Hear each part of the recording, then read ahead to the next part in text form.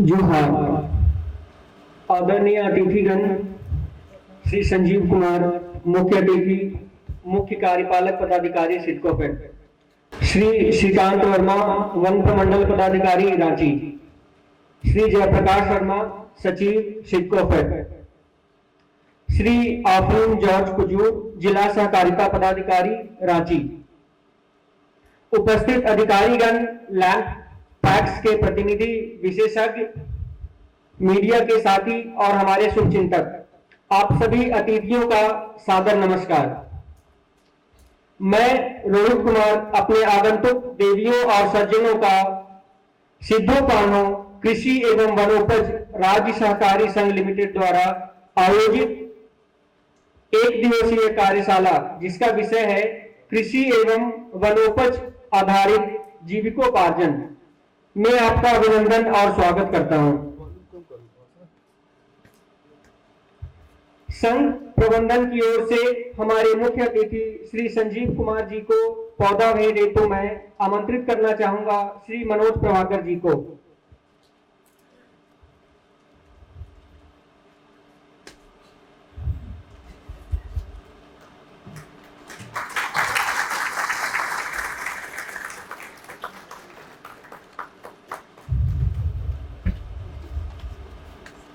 Thank you sir. मैं miss Rafat और miss Sheila जी से भी आग्रह करूंगा कि वो आगे आएं और हमारे अतिथि श्री श्रीकांत वर्मा, श्री जयप्रकाश शर्मा, श्री आफरीन जॉर्ज कुजूर जी को पौधा भेंट कर स्वागत करें।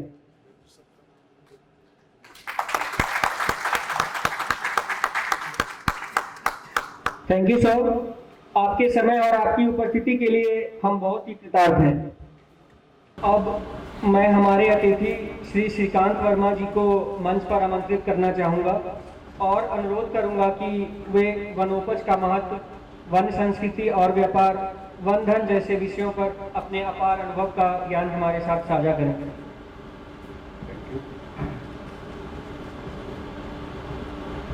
सीईओ सर, सभी विशिष्ट पदाधिकारी, पैक्स से आए हुए हमारे मेंबर्स, सभी तरह की बातें कही जा चुकी है। अभी दो तीन वक्ताओं ने जो भी कहा उसके अलावा कहने के लिए और कुछ बचता नहीं है, लेकिन कुछ मुख्य बातें हैं जो पिछले 6-7 साल में हमारे फील्ड के जो एक्सपीरियंस रहे। अब वनोपज में आप देखिएगा कि सप्लाई चेन के इश्यू, हमारे भोले भाले जो जनजाति समूह के महिलाएं हैं, वृद्ध महिलाओं को मैं देखता था जब मैं सिंहभूम में ट्रेनिंग करता था, तो गाड़ी से जा रहे हैं तो वो चिरौंजी के सीड्स को लेकर बैठे रहते थे और आप चाहेंगे लेना तो वो नहीं देंगे। उनको वो चावल देने वाले आते थे तो वो चावल, उसके बार्टर सिस्टम होता था, कैश नहीं, वो दिए तो फिर वो चावल लेंगे तब उनको देंगे। एश्योर्ड सब उनका था कि वो आदमी आएगा ही, वो लेगा, उसी को देते थे। तो इस तरह के सिस्टम से, और जो हम अभी इमेजिन कर रहे हैं कि लोगों के जीविकोपार्जन में हम वृद्धि करेंगे, उनकी जो इनकम है, जैसे जब कृषि का समय नहीं होता उस समय कैसे उनको सप्लीमेंट्री इनकम दी जा सके, उसकी व्यवस्था करने के लिए हम इतने इस लेवल से उस लेवल तक हम तय करना चाहते हैं। बहुत जगह हो सकता है कि वैसे केस स्टडी हो कि हाँ, कुछ जगह आइलैंड्स ऑफ एक्सेलेंस होंगे, मतलब कहीं कहीं बहुत अच्छा काम हुआ है, लेकिन ऑन एन एवरेज हमको काफ़ी दूरी तय करनी है और वह जो भी कार्य योजना है वो अगले वित्तीय वर्ष से चालू होगी। देखिए, जो अभी वक्ताओं ने कहा है, वेजफेड के प्रदीप जी ने कहा है, बहुत इंपॉर्टेंट चीज़ें हैं जो आपके डीसीओ साहब ने कहा है। दृढ़ इच्छा शक्ति, ये पैक्स और लैंप्स, इनके माध्यम से आनी चाहिए। आपको ये सिस्टम जो सहकारिता की है, अभी आप देखते हैं कि अमूल जो वर्गीज कुरियन जी की देन है हमारे, इसको वो कोऑपरेटिव का सबसे अच्छा एग्जाम्पल है। अमूल का हम कितना सारा प्रोडक्ट यूज करते हैं, हर जगह मिलता है, गांव गांव में। इतना बड़ा ब्रांड कैसे बना? वहाँ के लोगों की इच्छा शक्ति से उसको धीरे धीरे 50 वर्षों में उन्होंने इस तरह का ब्रांड बनाया है। वो नहीं होता, अगर लोगों की दृढ़ इच्छा शक्ति नहीं होती तो इस लेवल तक नहीं पहुंचते। लिज्जत पापड़ का उन्होंने शुरू में बताया, वो भी इसी प्रकार से हुआ है। तो मेरी ये अपील होगी कि आप जो भी योजनाओं का क्रियान्वयन यहाँ अगले वर्ष से हो, चाहे वो लघु वनोपज हो, वनोपज हो या कृषि आधारित उद्योग हो, उसमें आपका बिलीफ होना चाहिए। जो हमारे 18 ब्लॉक से लोग आए हैं कि ये चीज हम करेंगे तो इसके लिए हम तैयार हैं। मैंने देखा, जैसे मैंने आपको बताया कि चिरौंजी के बीज लेकर रहते थे, जब मैं डीएफओ में पहली बार गुमला में पोस्टेड हुआ तो वहाँ माइक्रो इंटरप्राइज के रूप में चिरौंजी के डीकॉर्टिकेशन मतलब बीज निकालने का जो यूनिट है, फिर लाह के को साफ करके पैकेजिंग करके उनको बेचने का है ग्रामीणों के लिए, ये सब चीजें वहां पर की गई। लेकिन उन्होंने 6 महीने तक यूज किया, सीड मनी जब तक था तब तक किया और उसके बाद फिर उसका संचालन छोड़ दिया। वो अभी भी अबैंडन पड़ा है। कभी कभी कुछ ट्रेनिंग के माध्यम से उनको जागृत करने की कोशिश की जाती है, परंतु आप देखेंगे कि जो पैशन होना चाहिए वो अंदर से आपके तरफ से आनी चाहिए। सहकारिता में इमेंस मतलब बहुत अपॉर्चुनिटीज हैं। जो ये डेमोक्रेटिक सेटअप आप जो चाहेंगे लोकतांत्रिक वही होगा, वही योजनाएं क्रियान्वित होगी, आपके लिए होगी। तो इस पर विशेष रूप से जो ग्रामीण है उनके साथ उनको जागृत करते हुए तब आगे बढ़ने से अगर हम 4 ही काम करें तो वो चारों सक्सेस हो गए। ड्राइव वहां से आनी चाहिए। ये कोई अधिकारी अपने तरफ से इसको सक्सेस नहीं कर पाएंगे, वो हैंड होल्डिंग कर सकते हैं। 90% काम आपका है। जो ग्रामीण स्तर पर लोग हैं उनको जागृत होना है, तब जाकर, जैसे वो बताया था कि कोल्ड स्टोरेज बना रहे हैं लेकिन संचालन फिर बीच बीच में छूट जाता है। इतना बड़ा इन्वेस्टमेंट ग्रामीणों के लिए किया हुआ है। आप जरूर, लोगों ने कहा होगा कि हमें शेल्फ लाइफ बढ़ाने, मतलब जो खराब हो जाते हैं फल सब्जी, उनके लिए टाइम हमको और मिले बेचने का, ताकि ज्यादा प्राइस हम ले सकें मार्केट से। तो इन सब चीजों के लिए अगर ये सरकार की व्यवस्था है कि कुछ आपके लिए बनाया है उन्होंने इंफ्रास्ट्रक्चर, तो उसके लिए फिर आप उसको दोनों हाथ से पकड़िए ये अपॉर्चुनिटी को और सोचिए कि बाकी जगह कैसे हो रहा है, कैसे इस संसाधन का मैक्सिमम उपयोग किया जा सके। आप देखिएगा छत्तीसगढ़ में हमारे हैं ऑफिसर्स, ऑल इंडिया सर्विस है तो वहां भी रहते हैं, हर जगह रहते हैं, तो हमें जानकारी मिलती है। कृषि विभाग में देखिए कि गो कास्ट करके एक मशीन बन गया है और ये स्मॉल स्केल इंटरप्राइज वाले बनाते हैं। और अभी जैसे होलिका दहन और ये सब काम है, उनमें जितनी मांग है उतना वो सप्लाई भी नहीं कर पाते हैं। गोबर से उनको जीविकोपार्जन हो रहा है, जो कुछ साल पहले तक लोग सोचते भी नहीं थे कि इसके लिए पैसा मिलेगा, और उसके लिए पैसा मिलता है। इसीलिए इसमें जो अपॉर्चुनिटी है वो कहीं नहीं है। ये ग्रामीण अर्थव्यवस्था को इतना मजबूत कर सकता है कि स्वरोजगार की तरफ ले आ सकता है। इसीलिए बहुत, और जैसा अभी बताया कुमुद जी ने कि हमारी जो आर्थिक ढांचा है, हमारा आर्थिक व्यवस्था है इंडिया में 70% लोग इस पर है। तो सहकारिता में ये पावर है कि ये मैक्सिमम लोगों को रोजगार दे सकती है, वो भी वो अपने घर में अपने आसपास रहते हुए कर सकते हैं। बस जरूरत है कि कुछ आप नवीन सोच के साथ आए। जो संघ है वो तो हमेशा साथ में है ही काम करने के लिए, आपको आगे बढ़ाने के लिए जितने भी संसाधन है उसके साथ में आप जागृत हो जाएंगे तो काम बहुत आसान हो जाएगा। इन्हीं बातों के साथ मैं वाणी को विराम देता हूँ। धन्यवाद। और अब मुख्य विचार श्रृंखला के अंतर्गत मैं हमारे माननीय मुख्य अतिथि श्री संजीव कुमार जी को मंच पर आमंत्रित करता हूं। आप मंच पर आए और हमारे अतिथियों को संबोधित करें। यहाँ पर आज इस कार्यशाला में उपस्थित मंच पर तथा इस सभा में उपस्थित सभी पदाधिकारीगण, सभी लैंड पैक्स के प्रतिनिधिगण, मीडिया से आए हुए मीडिया के प्रतिनिधिगण, इस वर्कशॉप में उपस्थित अन्य सभी देवियों एवं सज्जनों, आप सभी को जोहार। जैसा कि अभी प्रकाश जी ने बताया एमडी वेज के कि वो अपनी बात जब कह रहे थे तो उन्हें लगा कि बात अभी और कर लेंगे।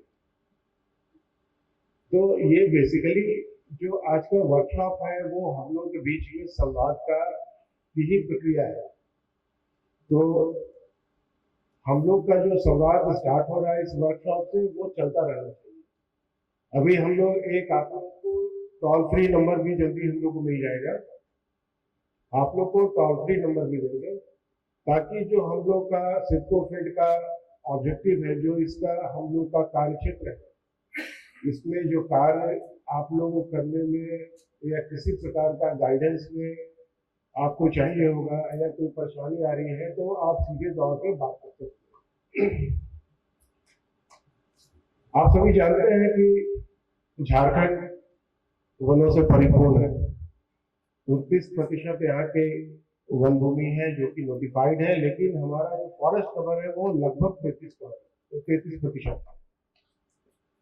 तो निश्चित रूप से यहाँ पे ऐसे भी प्रजाति हैं जिससे कि लोगों को आमदनी का एक जरिया रहता है, जैसे महुआ हो गया, लाह हो गया, पेड़, कुसुम, रेशम, चिरौंजी, बहुत सारी चीजें आप सभी लोग वाकिफ हैं उससे। समय समय पे जैसे अभी महुआ का सीजन आ रहा है, चिरौंजी का भी, उसके बाद लाह, फिर रेशम का, उसी बीच में आपका कृषि उपज का भी है, धान का। तो ये पूरे सालों भर ये हमारी साइकिल चलती रहती है। तो सिडको फील्ड के बनाने के पीछे माननीय मुख्यमंत्री जी का जो उद्देश्य था वो ये है कि जो बाजार में आ रहे हैं आपके माइनर फॉरेस्ट प्रोड्यूस या कृषि के उपज जो आ रहे हैं उसका एक उचित दाम लोगों को मिले और कोई भी उसको औने पौने दाम पे खरीद कर सके। जो ग्रामीणों को फायदा होना चाहिए वो फायदा उनको मिलना चाहिए। ऐसा नहीं हो कि जितनी उनकी मेहनत लगी उसके हिसाब से उनको आमदनी नहीं हो, ऐसा नहीं होना चाहिए। इसको बचाने के लिए और इसमें लोगों को थोड़ी सुगमता हो, इस फेडरेशन का गठन किया गया है। यहाँ पे अन्य 3 फेडरेशन अभी काम कर रहे हैं, जामको फेड है, झास्को लैंप है, वेज फेड है, लेकिन ये उनके ऊपर एक अम्ब्रेला बॉडी है जो कि सभी को कोऑर्डिनेट करेगी। इनका उद्देश्य होगा कि कोई भी बिचौलिया आपको अनावश्यक परेशान नहीं करे और आपको उचित मूल्य मिले किसी भी वन संसाधन का अथवा कृषि उपज का। आप जब बाजार में जाते हैं, कई बार हम लोग भी देखते हैं कि शाम सुबह में आप कुछ कृषि उपज ले जाते हैं, शाम को आप उसको ले नहीं जाना चाहते हैं क्योंकि उसका मूल्य इतना घटा रहता है, लोग छोड़ देते हैं। कई बार हम लोग इसको देखते हैं। तो इससे हम लोग को निजात पाना है। ये कैसे हो सकता है? हमारे यहाँ राज्य में 4412 लैंड पैक्स है। लगभग 35 लाख किसानों का हम लोगों का लिस्ट है, 35 लाख का। और लैंड पैक्स से जुड़े हुए जो लोग अभी तक हैं उनमें लगभग 14.5 लाख है। तो फेडरेशन का उपयोग कैसे हम लोग कर सकते हैं? सहकारिता आत्मनिर्भर समाज का एक परिचायक है, आप सभी जानते हैं। तो हमको उस लेवल पे, ग्रामीण लेवल पे सभी लोगों को इस सहकारी संस्थान से जोड़ना होगा। आप सभी जो भी लैंड पैक्स के लोग यहाँ पे आए हैं रांची से, अभी आज हम लोग रांची का कार्यशाला कर रहे हैं। हम लोग पूरे राज्य भर में प्रत्येक डिस्ट्रिक्ट में एक कार्यशाला करेंगे। तो सहकारिता का जो उद्देश्य है उसको हम लोग परिकल्पना बिल्कुल डिसेंट्रलाइज्ड वे में गांव के स्तर से प्रारंभ कर रहे हैं। वहां पे जितने भी किसान हैं उनको इससे जोड़ना चाहिए। सभी लोग जुड़ेंगे हमारे लैंड पैक्स से। लैंड पैक्स में जो है उनको डिस्ट्रिक्ट लेवल पे जो यूनियन है उनको उससे संबद्ध होना है। तभी हम लोग इस क्षेत्र में आगे बढ़ेंगे। इसके बाद इनका रोल क्या है, दायित्व क्या है। आपको अपने क्षेत्र में देखना है कि आपके पास प्राकृतिक संसाधन क्या उपलब्ध है। आज हमारे यहाँ बहुत सारे माइनर फॉरेस्ट प्रोड्यूस लघु वन पदार्थ से बहुत सारी चीजें बाहर आ रही हैं, उसका प्रसंस्करण हो रहा है, लेकिन जितना हम लोग कर सकते हैं, जितनी हमारी संभावना है, उतना हम नहीं कर पा रहे हैं। तो ये कैसे करेंगे? हमारे पास रिसोर्सेज उपलब्ध है, हमारे पास जमीन उपलब्ध है कि हम कृषि का भी बढ़ावा कर सकते हैं। हमारे पास जो वर्षा पर आधारित खेती होती है, उससे भी कई बार जो हम लोग के उपज आते हैं, उनको भी कैसे प्रसंस्करण करें, उनका कैसे स्टोरेज करें, इसकी जानकारी हमको आप लोग से मिलेगी। आपको क्या क्या फील्ड में कठिनाई होती है, आपको अपने गांव में क्या कठिनाई होती है, आपके पास क्या संसाधन उपलब्ध है और आपको क्या संसाधन चाहिए। तो सबसे पहले जो नेचुरल रिसोर्स है, जो आपके पास प्रकृति ने दी है, आपको प्रकृति ने दी है, आपको यहाँ पर वन, पानी, जमीन, जल, जंगल, जमीन, ये यहाँ पर प्रचुर मात्रा में है। बरसात का पानी भी निकल जाता है, उसको हम रोक नहीं पाते हैं जितना रोकना चाहिए। तो हम लोग को चाहिए कि उस पानी को रोक करके भी अपनी खेती को बढ़ावा दें। उस पानी को रोकेंगे हम, तो आपके जो लघु वन पदार्थ है, उसका भी उपज अच्छा होगा। तो इसका अच्छे से उपयोग करेंगे। ये इसका जो संसाधन का उसकी जो जानकारी है, वो आपके पास सही रूप में उपलब्ध है। हम लोग के यहाँ पीएमयू का गठन हो चुका है, जो कि पूरे राज्य में जाकर करके आपसे मिलेंगे और जाकर करके वो देखेंगे कि आपको क्या कठिनाई हो रही है, आपके यहाँ क्या साधन उपलब्ध है। अब इन जो आपके पास साधन उपलब्ध है, उनको उपयोग करने के लिए आपके पास क्या इंफ्रास्ट्रक्चर मौजूद है, वो आपको जानकारी होनी चाहिए। आपके पास जो इंफ्रास्ट्रक्चर है, बहुत सारे इंफ्रास्ट्रक्चर हम लोग ऐसे होते हैं, हम लोग गाँव में देते हैं, उसका उपयोग नहीं हो रहा है। लोगों को उपयोग करना चाहिए, आखिर वो तो हम लोग ने ही बना हुआ है, उसको उपयोग करेंगे। सरकार ने यदि आपको कोई योजना दी है, सरकार ने यदि आपको कोई परिसंपत्ति दी है, तो आप उसका पूर्ण उपयोग करें।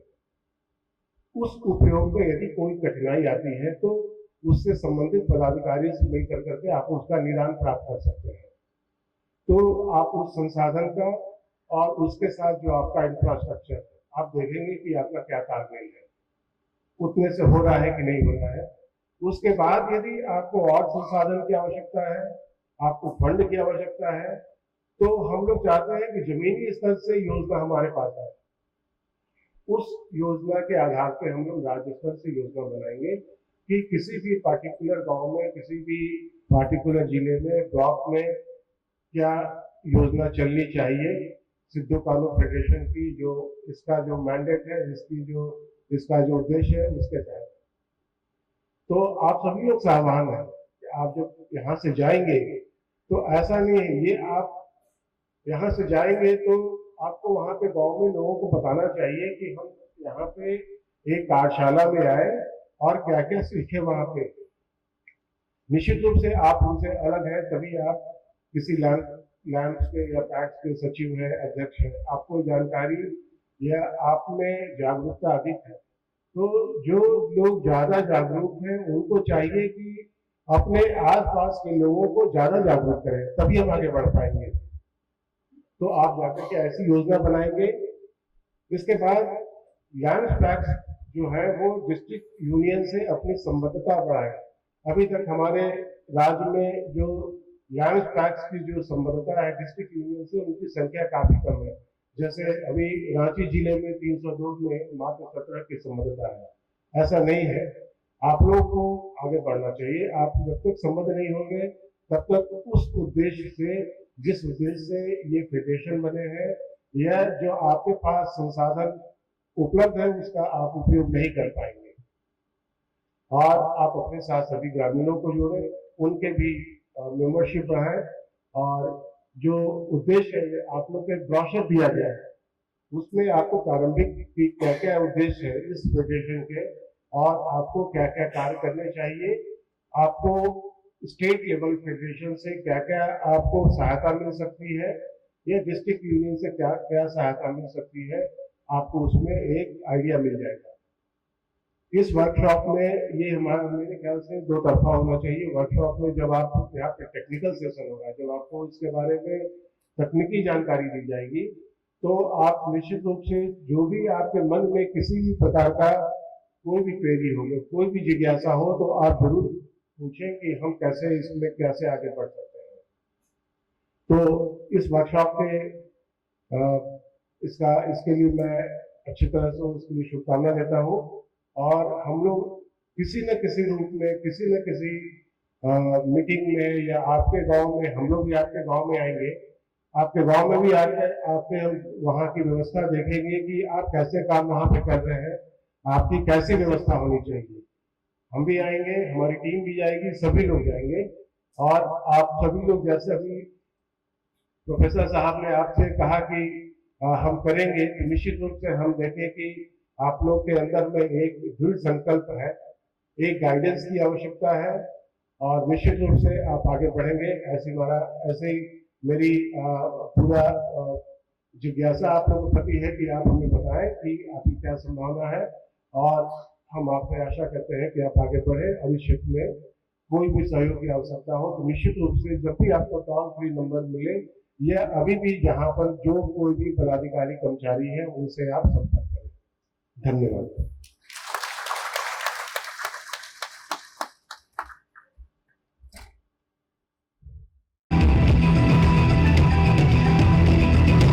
सब गिराक अमूल ही मांगता है ना। I love this cheese Amul. Amul दही का स्वाद बहुत बढ़िया है।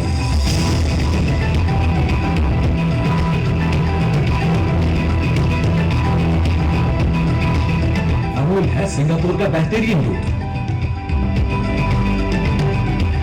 मुझे अमूल पसंद है क्योंकि उसमें है प्योर टेस्ट ऑफ इंडिया।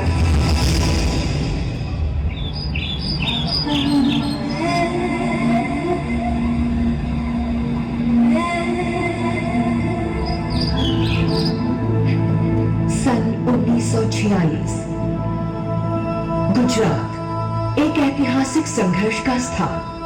चारों ओर हवा में स्वतंत्रता के नारे गूंज रहे हैं, क्रांति की तैयारियां हो रही हैं। गांधीवादी परंपरा में पला एक नौजवान राष्ट्रीय अभियान में पूरी तरह जुटा हुआ है किसानों को एक करने में। यहीं से शुरू हुआ इतिहास। एक दो चीज मुझे बस बात करना था आप सबसे। ये सबको दिख रहा है ना यहाँ पर जो लिखा हुआ है? हाँ, इसमें आपको, इसमें और हमारा जो फेडरेशन का नाम है वो, ठीक, हमारा फेडरेशन का नाम क्या है? सिद्धो कानो कृषि एवं वनोपज राज्य सहकारी संघ लिमिटेड। तो पहले तो नाम पे आ जाते हैं, और इसके साथ में देख रहे थे कि इसमें और हमारे नाम में क्या सामंजस्य है।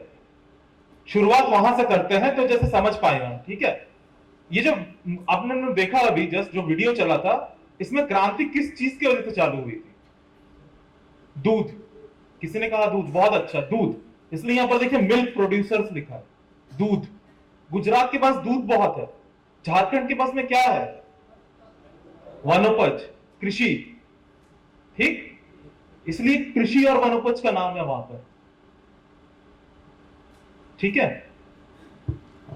दूसरे नंबर पे यहां पर क्या है? Village cooperative society. तो आपको क्या लगता है यहां पर विलेज कोऑपरेटिव सोसाइटी की जगह में हमारे यहां पर कौन सी सोसाइटीज है जो गांव गांव में है? लैम्स और पैक्स, जो आप हैं। इसलिए आपकी यहां कार्यशाला हो रही है आज। और जैसे कि बात हुआ, जिला में संघ है, यानी कि डिस्ट्रिक्ट मिल्क प्रोसेसिंग यूनियन बोलते हैं, हमने यहां पर डिस्ट्रिक्ट यूनियन, जिला संघ बोल रहे हैं सर। तो आप लोग जिला संघ के मेंबर होंगे। और हमारा यहां पर है federation, state milk marketing federation, जो कि अमूल के ब्रांड से माल को बेचती है। तो हमारा भी कुछ अपना ब्रांड होगा। ऐसा हो सकता है आने वाले 15 सालों में या 5 सालों में ऐसा हो कि हमारे खुद के नाम के कुछ ब्रांड्स में कुछ भी ब्रांड हो, उस ब्रांड से सामान बिक रहे हो। जैसे कुसुम के नाम का जो लाहा है वो पूरा इंडिया में बिक रहा हो, और वो हम कर रहे हो, हमारे किसान कर रहे हो। आज साहब सर ने क्या बोला, अगर 1 रुपया हम दूध का देते हैं, उसमें 87 पैसा किसान को वापस जाता है। लेकिन आपको पता है दूसरे चीजों में कितना जाता है? अगर किसान चावल बेचता है, धान बेचता है तो कितने रुपए में बेचता है? 21 रुपए, 20 रुपए, 20-50। और आप जो चावल खाते हैं वो कितने रुपए में खरीदते हैं? तो कितना परसेंट हो गया? 50%। ऐसे ही हर कृषि उद्योग अगर आप देखेंगे उत्पाद में तो 50 से 60% ही आ पाता है किसान के पास में, कुछ में और कम है, वनोपज में और कम है। तो ये कोशिश हमें करना है कि वो जो 1 रुपया कंज्यूमर देता है, यानी कि जो ग्राहक देता है, उसका कितना ज्यादा हम किसान तक पहुंचा सके। और इसी का उद्देश्य है ये सिद्धो कानो कृषि एवं वनोपज राज्य सहकारी संघ लिमिटेड। राज्य क्यों? ये राज्य स्तर का संघ है, स्टेट मार्केटिंग फेडरेशन, वैसे ये राज्य स्तर का संघ है।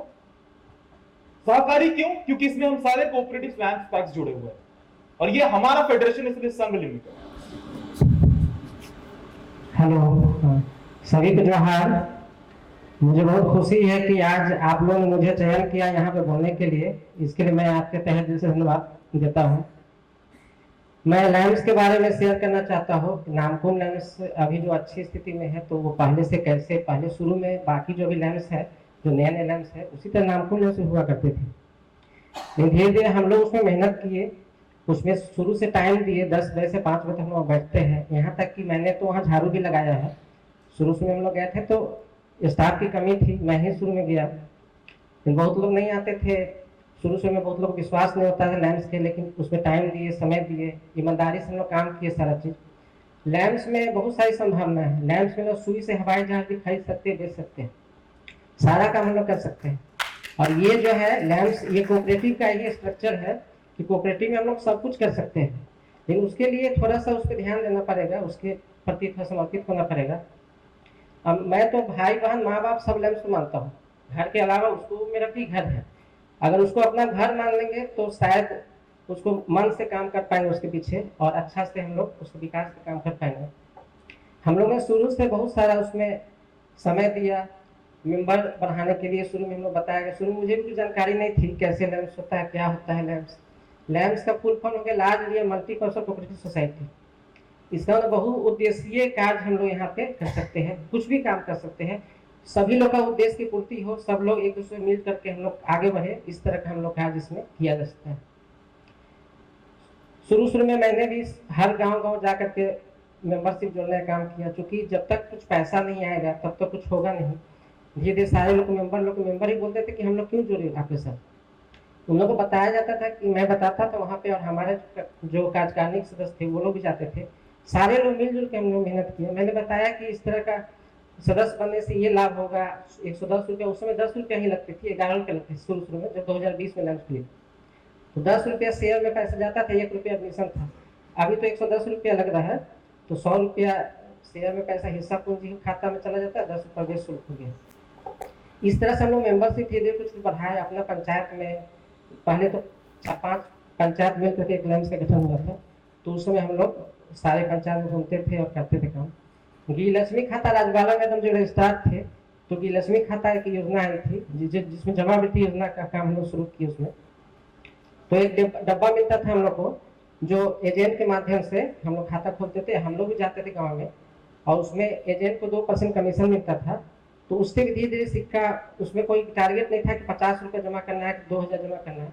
जो महिलाएं जैसा क्षमता होता था वैसा जमा करती थी, और वो डब्बा लेकर के फिर एजेंट जाके कलेक्शन करता था, पैसा कलेक्शन करके फिर लैम्स में लाते थे। धीरे धीरे इस तरह से हम लोग का पूंजी जो है धीरे धीरे बढ़ते चला गया, और हम लोग ने कोशिश की है कि फिर सेविंग अकाउंट खोलना चाहिए। धीरे धीरे मैं भी सीखा, मैं भी बहुत नई जानकार हूँ, लेकिन मैंने तन मन से पूरा उसमें समर्पित काम किया लैम्स में। और आज हमारा लैम्स थोड़ा अच्छा स्थिति में है। अभी तो डिपोजिट में मेरा 7 करोड़ लगभग 7 करोड़ के आसपास हमारा डिपोजिट नामकुम लैम्स का है। तो हम लोग उसमें सारा कुछ समर्पित भावना से किए। नए नए लैम्स भी अभी जो अभी आगे बढ़ने की इच्छा शक्ति है, और वो भी समय देंगे, और उसके प्रति पूरी ईमानदारी से काम करना पड़ेगा।